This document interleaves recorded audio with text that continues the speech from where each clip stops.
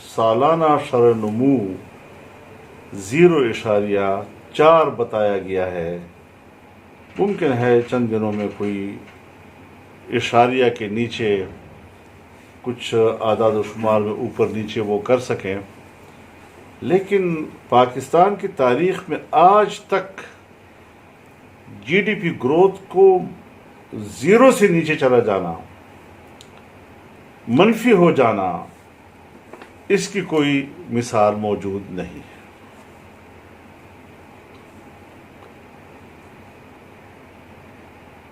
جس کا صاف صاف مطلب یہ ہے کہ موجودہ جعلی اور نالائق حکومت اور اس کی قیادت یہ انہی کی کارکردگی ہے، ان کی ناکام کارکردگی ہے. اچھا، اس میں میں ایک بات بتا دوں، یہاں پر حکومت جو ہے وہ کورونا کے پیچھے بھی چھپنے کی کوشش کرتی ہے. تو یہ اس سال کے بجٹ کے حوالے سے ہمارا ایک نقطہ نظر ہے کہ اگر یہ حکومت مزید برقرار رہتی ہے اور ہم بار بار یہ کہتے رہے کہ اس بجٹ تک اس کو نہ جانے دیا جائے، اس کو استعفے میں مجبور کر دیا جائے، اس میں سیاسی پارٹیوں کو ایک بھرپور کردار ادا کرنا چاہیے تھا، لیکن شاید اپوزیشن بھی اپنا وہ کردار ادا نہیں کر سکی جو قوم کا ان کے اوپر حق تھا. اور یہ قرض اب ہم سب کو چکانا پڑے گا. اسٹیبلشمنٹ کو بھی سوچنا پڑے گا، ارباب اختیار کو بھی سوچنا پڑے گا، اور سیاسی جماعتوں کو بھی سوچنا پڑے گا، اور عوام کو بھی سوچنا پڑے گا کہ اس ملک کو بچانا ہے یا نہیں. اگر بچانا ہے تو پھر یہ حکومت اور ملک اب دونوں اکٹھے نہیں چل سکے. مولانا صاحب یہ بتائیں کہ آپ نے کہا کہ ریاست کی معیشت اس وقت بستر مرگ پر ہے، اور جب بستر مرگ پر ہو تو عوام کی وابستگی مشکوک ہو جاتی ہے سب جگہ سے. تو اب ان حالات سے نکلنے کے لیے آپ کے پاس، اپوزیشن کے پاس یا جمعیت علماء اسلام کے پاس لائے عمل کیا ہے؟ دیکھیے، میں سوچتا ہوں کہ عوام کا اعتماد اصل چیز ہے.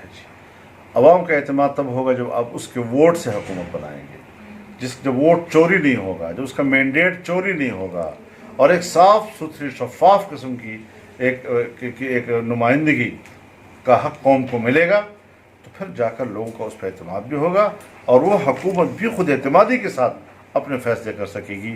جہاں کرسی پر بیٹھا ہو حکمران محض نمائشی ہو، اور کرسی پر صرف اس کی موجودگی کا انحصار ان کی دوسری قوتوں پہ ہو، تو پھر وہ جب خود اعتمادی ہی نہیں ہے تو آپ کی معیشت کو کہاں بہتر کر سکتا ہے.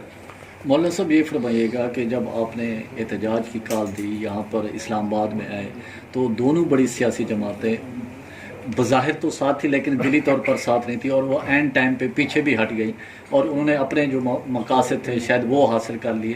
اب عمران خان کا مزید باقی رہنا، اس کا مستقبل کیا ہے، اور وہ ملک کے لیے ملک کا کیا بنے گا؟ دیکھیے، میں ایک گلے شکوے کے انداز سے بات کرتا ہوں، اس کا تو مجھے حق ہے، شکوہ اپنوں سے ہی ہوتا ہے کہ ہم کہتے ہیں کہ دھاندلی اسٹیبلشمنٹ نے اور اسٹیبلشمنٹ دھاندلی کے ذریعے اس کو اقتدار میں لایا ہے، لیکن آج جو اس کی حکومت کو دوام مل رہا ہے اور بقا مل رہا ہے وہ اپوزیشن کی ناکام کارکردگی کی وجہ سے مل رہا ہے.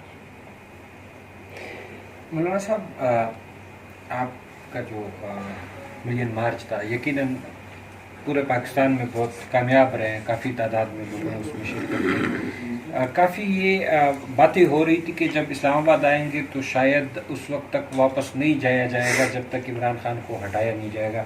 پھر آپ لوگوں نے جب اس کے خاتمے کا اعلان کیا یا جو بھی فیصلہ ہوا، یہ باتیں بھی سامنے آ رہی تھی کئی جگہوں پر کہ کچھ مذاکرات ہوئے ہیں، کچھ لینے دینے کے حوالے سے، یا کچھ عرصہ مانگا گیا ہے. وہ کہانی ابھی تک عام لوگوں کو سمجھ نہیں آ سکی ہے کافی. دیکھیے، میں اس میں عرض کروں جی، پہلی بات تو میں نے تھوڑی سی عرض کر دی، جو کہ شاید سیاسی طور پر اس قسم کا شکوہ جو ہے وہ بعض حالات پہ مناسب بھی نہیں ہوتا، لیکن اگر تمام سیاسی پارٹیاں اسی قوت کے ساتھ آتی جس قوت کے ساتھ جمعیت علماء اسلام آئی ہے تو پھر نتائج کچھ اور ہوتے. لہٰذا اگر ہم نے 15 दिन यहाँ पर अपना मौक़िफ़ दुनिया को दिया, शाइस्तगी के साथ दिया, मुनज़्ज़म अंदाज के साथ दिया। एक पार्टी जो है वो इतना ही कर सकती है और हमने हक़ अदा कर दिया है। अब मज़ीद हक़ जो है वो दूसरों पे कर्ज़ है। हम आज भी चाहते हैं कि अपोजिशन एक पेज पे आए, एक क़ुव्वत पे आए, एक मौक़िफ़ इख्तियार करे और मज़ीद जो है इस कौम को फांसी पे न लटकाते रहें। इस वक्त कौम जो है वो एक ऐसी सूरत हाल में है कि जैसे वो फांसी के तख्ते पे खड़ी हो और हर वक्त उसको ये उम्मीद हो और ये खौफ हो कि शायद मेरा अब अगले लम्हों में क्या मुस्तक़बिल हो। मौलाना ये बताएं कि हुकूमत तो चलें कुछ भी नहीं कर रही, कोरोना तेज़ी के साथ फैल रहा है, बेरोज़गारी बढ़ रही है, मसाइल बढ़ रहे हैं, अवाम को रिलीफ नहीं मिल रहा। अपोजिशन मौजूदा कोरोना के हालात में कुछ करने से कासिर है, तो अपोजिशन के लिए करने के लिए क्या है, ऑप्शंस क्या हैं? अब तो सारी बातें आ गई हैं ना कोरोना पे जी, कि जो भी कमज़ोरी हो उसे कोरोना पर ही डाल दो। सो अगर हुकूमत सारी कमज़ोरियाँ कोरोना पे डालती है तो अपोजिशन भी सारे अपनी कमज़ोरियाँ जो है वो कोरोना पर ही डाल रही हैं। मेरा ख्याल में ज़रा इसको अब थोड़ा क्लोज़ करें, क्योंकि ये जो बजट के हवाले से मेरा तबसरा है ये सही तौर पर कौन तक तो नहीं मौलाना साहब, जो मुश्किल तरीन पाकिस्तान के हालात हो रहे हैं, लोग तो ये कह रहे हैं सुबह की बजाय शाम की बजाय ये सुबह हुकूमत चल जाए, तो इस दीवार को आखिरी झटका कौन देगा, आप क्या समझते हैं? आखिरी झटका हम ही देंगे इंशाअल्लाह अज़ीज़, लेकिन कौमी वहदत के साथ। तमाम पार्टियों का जो एक फ़र्ज़ है वो 100% निभाएं ना, फिर इंशाअल्लाह अज़ीज़ मैं समझता हूँ कि कोई वजह नहीं होगी कि हम मुल्क को एक रोशन मुस्तक़बिल दे सकते। Thank you. लगता ऐसे है कि एक दफ़ा फिर गर्मियों में ही गर्मी फैलने का खदशा है, यानी सियासी गर्मी मज़ीद बढ़ने का खदशा है।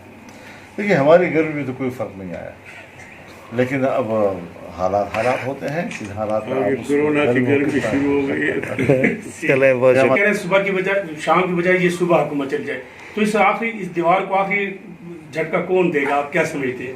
आखिरी झटका हम ही देंगे इंशाअल्लाह अज़ीज़, लेकिन कौमी वहदत के साथ। तमाम पार्टियों का जो एक फ़र्ज़ है वो 100% निभाएं ना, फिर इंशाअल्लाह अज़ीज़ मैं समझता हूँ कि कोई वजह नहीं होगी कि हम मुल्क को एक रोशन मुस्तक़बिल दे सकते। Thank you. लगता ऐसे है कि एक दफ़ा फिर गर्मियों में ही गर्मी फैलने का खदशा है, यानी सियासी गर्मी मज़ीद बढ़ने का खदशा है। देखिए हमारी गर्मी में तो कोई फ़र्क नहीं आया, लेकिन अब हालात होते हैं, इन हालात में कोरोना की गर्मी शुरू हो गई है। चले वो जाएंगे तो शायद उस वक्त तक वापस नहीं जाया जाएगा जब तक इमरान खान को हटाया नहीं जाएगा। फिर आप लोगों ने जब उसके खात्मे का ऐलान किया या जो भी फैसला हुआ, ये बातें भी सामने आ रही थी कई जगहों पर कि कुछ मुज़ाकरात हुए हैं, कुछ लेने देने के हवाले से या कुछ अरसा मांगा गया है। वो कहानी अभी तक आम लोगों को समझ नहीं आ सकी है काफ़ी। देखिए मैं इसमें अर्ज़ करूँ जी, पहली बात तो मैंने थोड़ी सी अर्ज़ कर दी, जो कि शायद सियासी तौर पर इस किस्म का शिकवा जो है वो बाज़ हालात में मुनासिब भी नहीं होता, लेकिन अगर तमाम सियासी पार्टियाँ उसी क़ुव्वत के साथ आती जिस क़ुव्वत के साथ जमीयत उलमा इस्लाम आई है, तो फिर नताइज कुछ और होते। लिहाजा अगर हमने 15 दिन यहाँ पर अपना मौक़िफ़ दुनिया को दिया, शाइस्तगी के साथ दिया, मुनज़्ज़म अंदाज के साथ दिया, एक पार्टी जो है वो इतना ही कर सकती है और हमने हक़ अदा कर दिया है। अब मज़ीद हक़ जो है वो दूसरों पे कर्ज़ है। हम आज भी चाहते हैं कि अपोजिशन एक पेज पे आए, एक क़ुव्वत पे आए, एक मौक़िफ़ इख्तियार करें और मज़ीद जो है इस कौम को फांसी पे न लटकाते रहें।